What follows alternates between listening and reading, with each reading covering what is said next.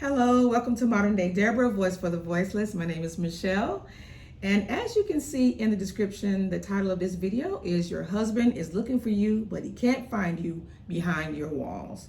And this is coming from Song of Solomon, chapter 2, verses 7 through 14. This is actually something the Lord gave to me a couple of months ago, but I didn't really feel led to release it until now.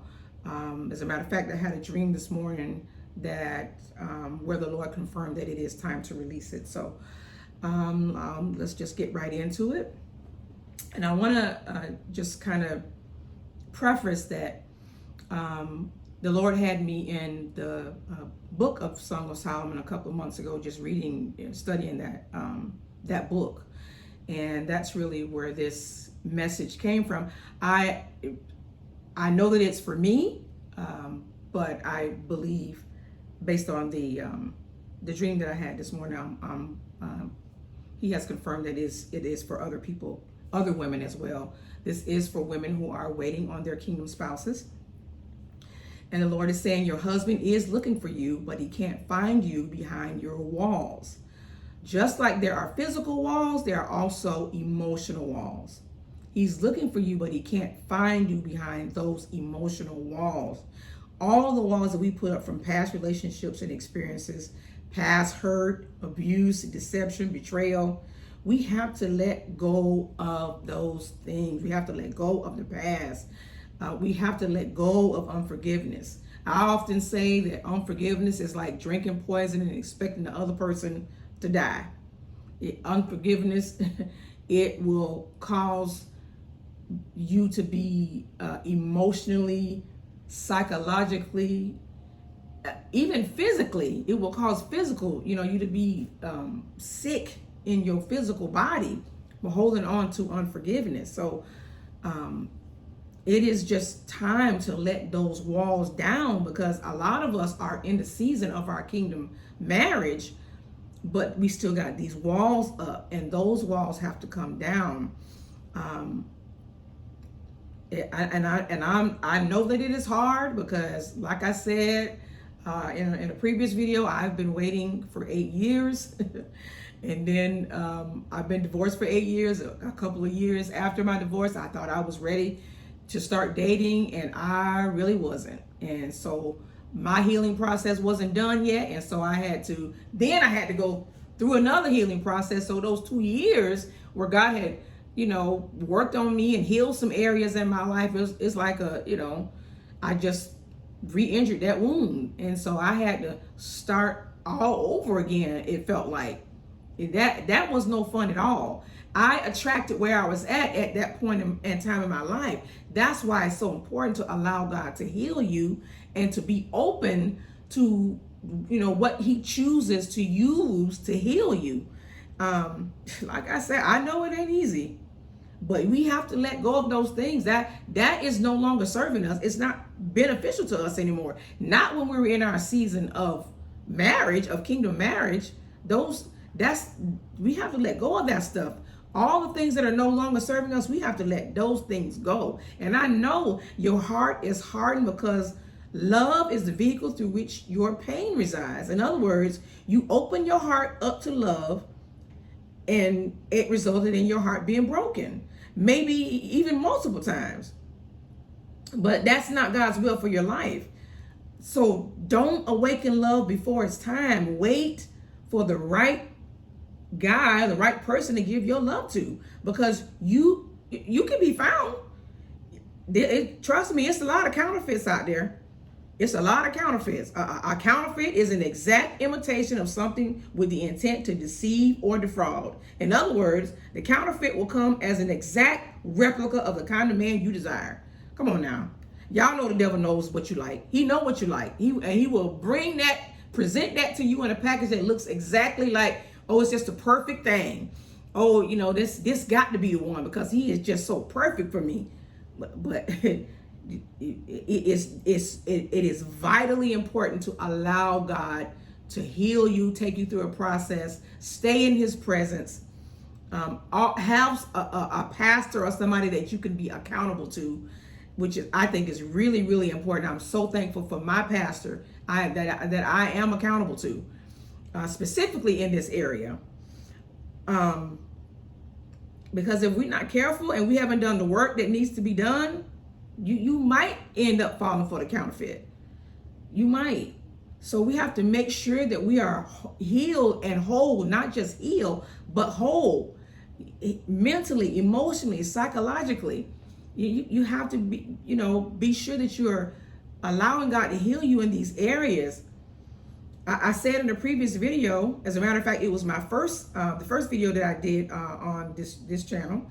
I said that when we are in a position of waiting, we are in a vulnerable position. And when you're in a vulnerable position, you might get your foot caught in a hidden trap of danger. If you haven't seen that video, I encourage you to go watch it. I think it's entitled Single Ladies Waiting on Marriage. Your waiting time is preparation time. And I think I might have put my testimony, because I do give my testimony. It's a little lengthy, but like I said, it includes my personal testimony, and I believe it will help you and be a blessing to you, specifically if you've been waiting for your kingdom spouse for a long time. So let's get into this scripture. Again, I'll be coming from Song of Solomon, chapter 2, verses 7 through 14. I'm reading from the Message version because it speaks more clearly to me the way that the Lord gave it to me, gave this word to me. And it says, "Get up, my dear friend, fair and beautiful lover. Come to me. Look around you. Winter is over. The winter rains are over, gone. Spring flowers are in blossom all over. The whole world's a choir and singing. Spring warblers are filling the forest with street strains. Lilacs are exuberantly purple and perfumed, and cherry trees fragrant with blossoms. Oh, get up, dear friend, my fair and beautiful lover. Come to me. Come, my shy and modest dove. Leave your seclusion. Come out in the open. Let me see your face. Let me hear your voice. For your voice is soothing and your face is ravishing." Woo, child. You see, this man that God has for you, your kingdom spouse, the man that God has for you is not like the other men. He's not like those men that hurt you, like them little boys who only wanted to play mind games with you while entertaining other options and other opportunities. He's not this monster image you have in your head about men because of how other men treated you. Men who, maybe you made a God in your life. God is not gonna, he's a jealous God. He's not gonna allow you to have put anybody before him. That's considered an idol. And if we are honest, I know for a fact in my marriage, I put my marriage was like, that was my marriage, and my family was like the most important thing to me. I did not realize that it had become an idol to me. And so it is extremely important to understand that this man is not going, he's not like those other men. Those men wanted to be a God in your life. Those men wanted you to put them first. He's not like that. They wanted to sit upon the throne of your heart, a place where only God should dwell. And you gave them access to something, a place that is so sacred.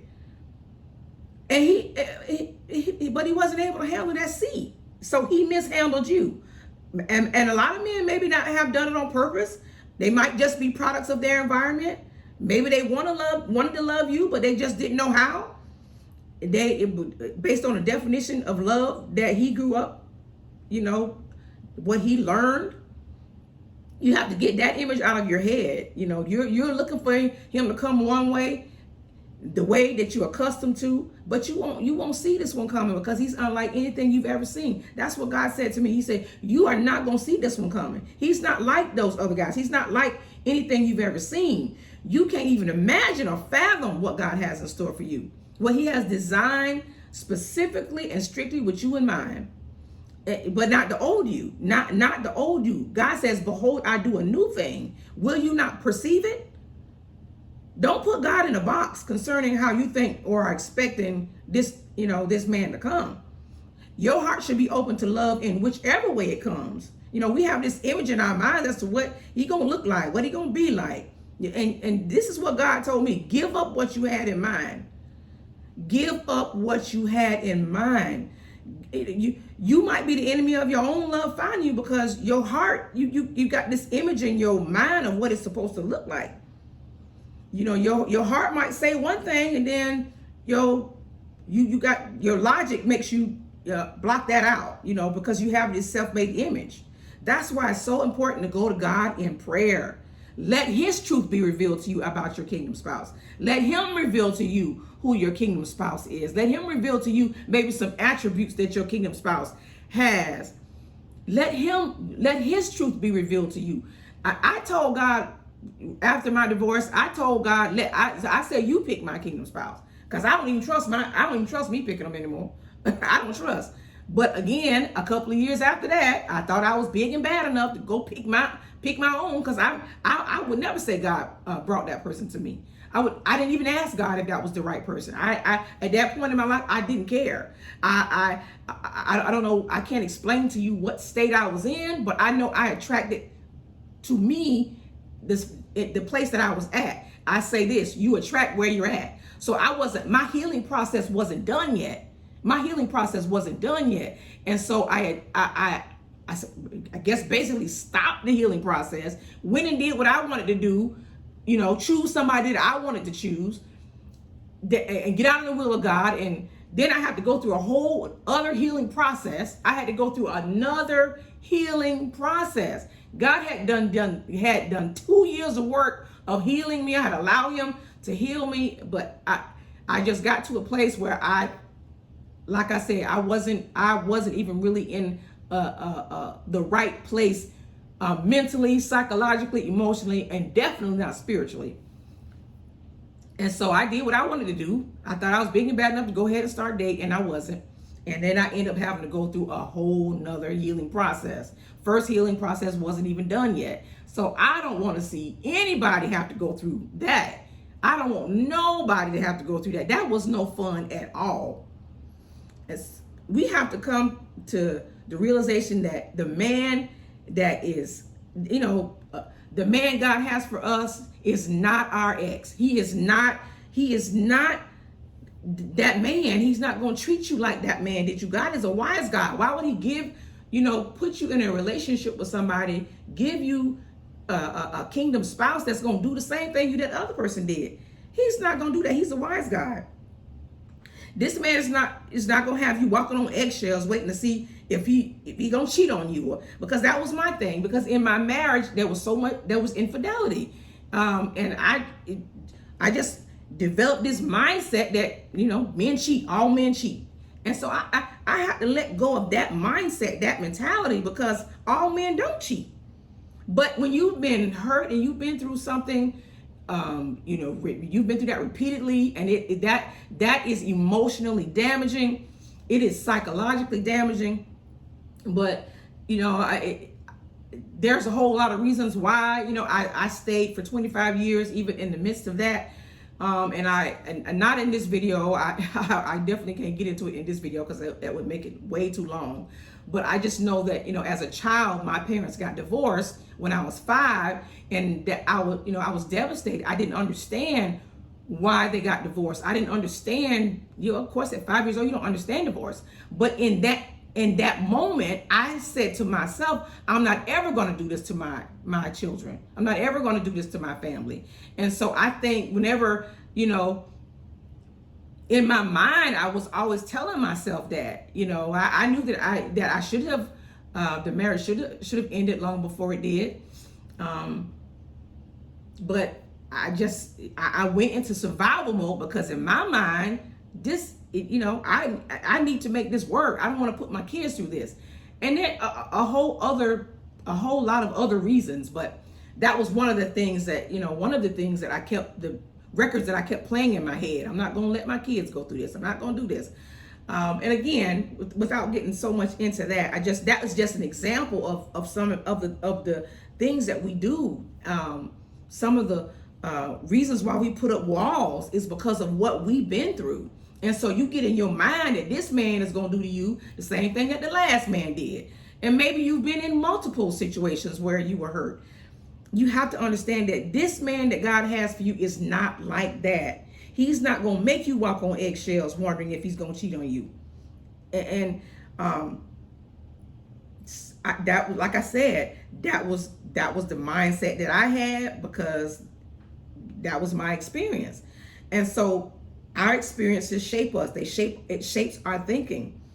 So you have to understand, you have to let that go. You have to get that out of your head. You have to understand that God is doing a new thing. He said he's doing a new thing. Shall you not perceive it? Because this kingdom spouse, he is not looking for somebody that's broken. He's not looking for somebody that's barren. And I don't mean barren as in not having children, not able to have children. I mean barren as in not producing anything or birthing anything. He's looking for a woman of substance. He probably already had barren and crazy. He's looking for somebody he can build with. He's looking for somebody that he can build with. Kingdom marriage is ministry. It's not just about the wedding, the engagement, and all, proving people wrong and all. It's not about any of that. Marriage is ministry, period. But now you're talking about a kingdom marriage. You're talking about a marriage that God is putting together that's going to be wreaking havoc on Satan's kingdom. And you think that's going to be easy? No, that's work. That's why it's so important to do the work on you now before you get into that marriage. And that's why a lot of us are still waiting. And this is the reason why he's bringing this word now. That I believe that some of us are right there, but you have to let down the walls. You've gone through a process. You've strengthened your relationship with God. You're in another place right now. But you have to get to a place where you have to let these emotional walls down. He's looking for you. He's calling for you to come from behind those walls. He's saying, stand up, rise up, come with me, come out. I'm ready, I'm waiting, I'm ready to love you the right way. Stop thinking you're not good enough. He is waiting for you. He is looking for you, but he cannot get past your walls. You have to let them down. So even if he sees you in person, he still can't see you in the spirit. And that's what he needs to be looking at. That's what he's looking for. He's looking for him, his rib. He's looking for that part of him that is missing. You got a veil over you, and he wants to unveil you as his bride, but God is not going to unveil you to him or present you to him until you're ready. You cannot awaken love before it's time.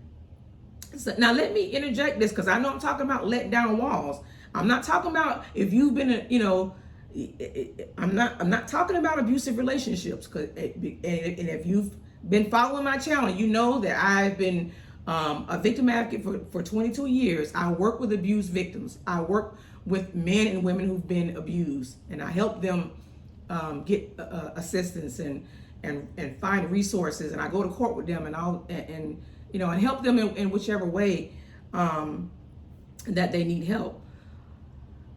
And I've discovered that a lot of the victims that I work with are repeat victims. Because they don't go through the healing process. They don't accept the services. They don't want the services. They want to stay with this person for whatever reason. They may even lie about the abuse, that it didn't happen, or they want to drop the charges or whatever. They're just not at a place where they are ready to leave that relationship for whatever reason. And if you don't leave the relationship and do the work that's necessary, go to counseling, do the healing, you might have to move to another state, whatever is necessary that you have to do whatever is necessary. And if they're not willing to do the work, then you end up going back to that person. Well, maybe not even leaving, but if you do leave, you go back to that person, or you end up in a relationship just like it, or one worse, because you did not do the work. And so this, that's not God's will for your life, is to, for you to be in a relationship like what you were in before. He's got something so much greater for you. He's a wise guy. He knows exactly what and who we need. But I just want to interject this about the, because we're talking about letting walls down. Now, you still need, when you come from behind them walls, you still need to have boundaries. There's a difference between walls and boundaries. A boundary is a deliberate line that you draw with people that defines what is and is not allowed to be done to you. They are communicated and consistent, and they are more about keeping yourself, your emotional state, and your well-being intact than they are about keeping others out. Boundaries allow other people to be with you, but not use you or abuse you. Boundaries say, I'm not letting anybody use me, abuse me, or take me for granted. And you can come in as long as you abide by the rules. You will not disrespect me, talk down to me, and you sure ain't finna put your hands on me. Emotional walls are put up as a means of self-protection. They are built out of fear and as a result of being wounded. Walls say, I will never allow myself to be hurt again, and I'm not letting anybody get close to me. Unlike boundaries, which only keep people out that don't want to follow the rules. But walls don't discriminate. They keep other people out, but they also keep you in. They keep you a prisoner. So I pray that God would give us the ability and the wisdom to know the difference between boundaries and walls. That He would teach us what boundaries we should have and how to establish boundaries instead of emotional walls. I pray that we will have the courage to be honest with ourselves. To be honest with ourselves about, what state we're in, where we are physically, mentally, emotionally, psychologically, and most importantly, spiritually. I pray for a level of vulnerability and accountability for those of us who are still waiting on our kingdom spouses. I pray for that level of accountability and vulnerability, that we get to that place so that God can catapult us into our kingdom marriage. So that's really what I don't want to make the video too long. I have a couple of more videos that are similar, so I don't want to make it too long. But I'm going to stop there for this video. I pray that you are all blessed. And if so, please like and share this video. If you haven't already, subscribe to my channel and hit that notification bell so that you can get notified every time I upload a new video. Remember to guard your heart with all diligence, for out of it flow the issues of life. I'll see you in the next video.